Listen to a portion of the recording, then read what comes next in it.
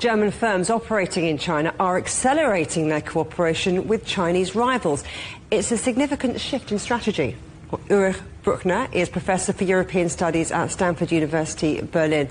Great to have you on Global Business again. So this report, what's changed here? What can we read into this of deepening cooperation between German firms and Chinese firms in China?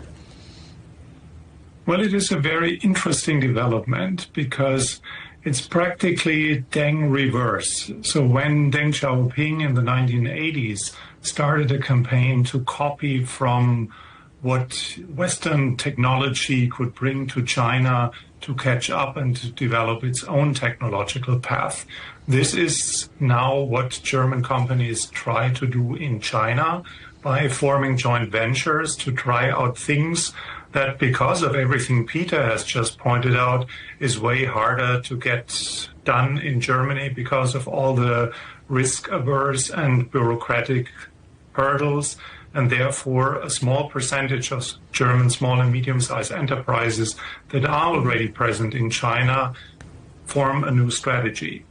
So are you saying that China is then an obvious place for German industry to do business, despite shifting geopolitical positions and market pressures? Well, it depends on what we are talking about. It's not like every German company would immediately subscribe to this. We have 5 to 10% of German SMEs that are present in China, and those companies, they change their strategy and proactively aim for joint ventures to learn from new technologies and basically experience the future. I've been traveling to China since the beginning of the century, and whenever I come, it feels like this is science fiction and this is the future, and we are far behind in applying technology and trying out things. That's very different in China, so a lot of German companies could greatly benefit from the experience of joining forces with partners. On the other hand, we are living in times in which the securitization of everything is omnipresent. And that's the explanation why I'm only talking about 5 to 10% of German SMEs. And in terms of sectors where there is this reciprocal business interest, it's not just cars, is it? Well, certainly not.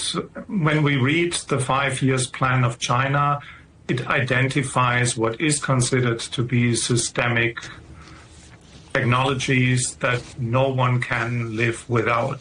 And in all these areas, there is a great potential to join forces and to learn from each other on the assumption that we would still live in times in which everyone is perfectly interested in a functioning supply chain management and in globalization.